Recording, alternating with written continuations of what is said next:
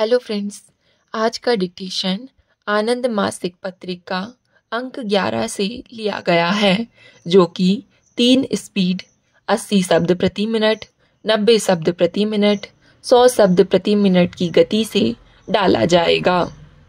इसके अलावा आपको टेलीग्राम की लिंक नीचे डिस्क्रिप्शन बॉक्स में मिल जाएगी।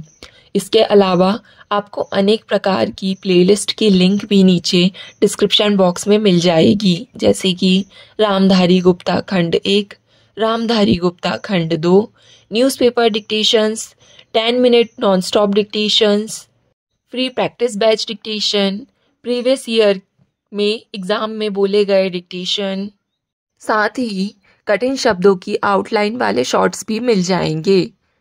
और अगर आपको हमारा यह प्रयास पसंद आता है तो वीडियो को लाइक ज़रूर करें, इससे हमारा मनोबल बढ़ता है।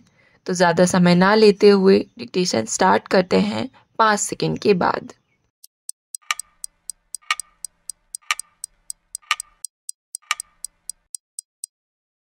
अधिष्ठाता महोदय, आप सब जानते हैं कि गत 4 या 5 वर्षों में राजनैतिक चेतना आमतौर पर तीव्र हुई है।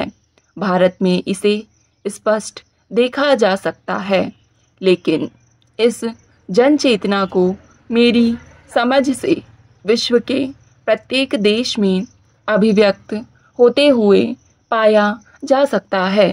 कुछ स्थानों में यह आंदोलनों और प्रतिरोधों का रूप लेती है और अन्य जगहों में कुछ और रूप पर यह वास्तव में एक ही चीज़ है जो भिन्न रूपों में प्रकट हो रही है। शिक्षा और विकास के द्वारा लोग उन सब में और अधिक भाग लेना चाह रहे हैं जो घटित हो रहा है। भारत में लोग अपनी समस्याओं के कारण और पिछड़ी आर्थिक स्थिति की वजह से वर्तमान स्थिति से संतुष्ट नहीं हैं। वे चाहते हैं कि विकास की गति तेज हो। वे चाहते हैं कि राष्ट्रीय आय का लाभ अधिक न्यायोचित रूप से सभी को मिले। वे और अधिक सामाजिक न्याय तथा समानता चाहते हैं। उन्हें आशा है कि राजनीतिक दल बहुत कुछ करेंगे। वे उनसे सेवा की आशा लगाए हुए हैं। वे चाहते हैं कि कानून की प्रणाली में परिवर्तन हो। मैं समझती हूँ कि यह आम उद्वेलन ही प्रशासनिक सुधार की मांग का कारण है। इन उद्देश्यों की पूर्ति के लिए प्रशासन को परिवर्तन और विकास की आवश्यकताओं के प्रति सजग होना चाहिए और इन्हें संभव बनाने के लिए उसमें तकनीकी दक्षता, आवश्यक ज्ञान तथा वांछनीय मनोवृत्ति होनी चाहिए। दुनिया में कोई भी वस्तु कभी भी जैसी की तैसी नहीं रहती और हम एक ऐसे समय से होकर गुजर रहे हैं जब चीज़ें पहले से कहीं ज़्यादा तेज़ी से आगे आगे बढ़ रही हैं। इसलिए हम जो भी योजना या कार्यक्रम प्रारंभ करें, हमें सदा भविष्य पर नज़र रखनी चाहिए।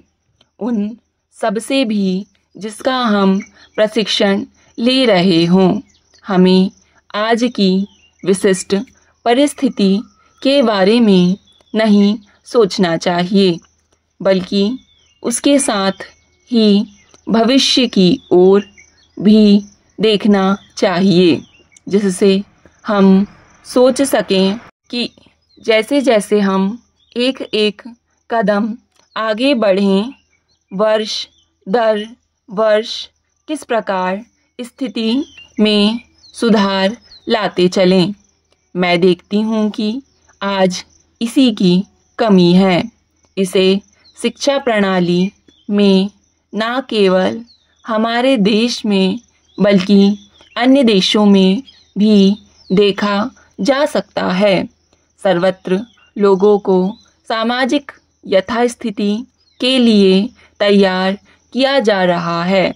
जो परिस्थितियां हैं उनके लिए शिक्षण दिया जा रहा है। अधिष्ठाता महोदय, यहाँ भारत में और शायद और जगहों में भी सरकार की गतिविधियों का योजनाबद्ध ढंग से विकास हुआ है और उसमें जटिलता आई है। सरकारी कर्मचारियों की भी संख्या बढ़ी है और जो लोग तथाकथित पार्किंसन नियम की दुहाई देते हैं उनमें बहुतेरे लोगों का उद्देश्य धैर्य कुशलता लाना नहीं है, बल्कि सरकार द्वारा नई जिम्मेवारियों को लेने से आनाकानी करना है। जैसे जैसे जनता का आग्रह और उसकी आवश्यकताएं बढ़ती गई हैं, सरकारी कामकाज भी बढ़े हैं। हमारे देश ने सरकार और सरकारी स्टाफ के संबंध में नकारात्मक रवैये को स्वीकार न करके उचित ही किया है।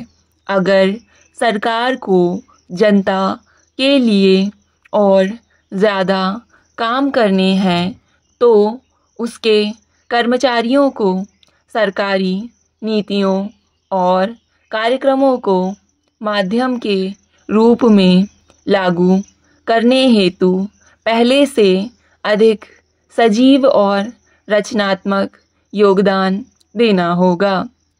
अपनी नई जिम्मेवारियों को निभाने के लिए सरकारी स्टाफ को स्वतः बदलना होगा।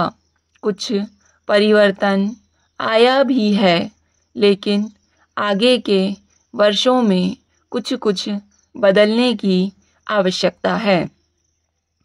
प्रशासनिक तंत्र का कार्य यथास्थिति और व्यवस्था बनाए रखने की अपेक्षा अब विकास की गति को बनाए रखना अधिक हो गया है।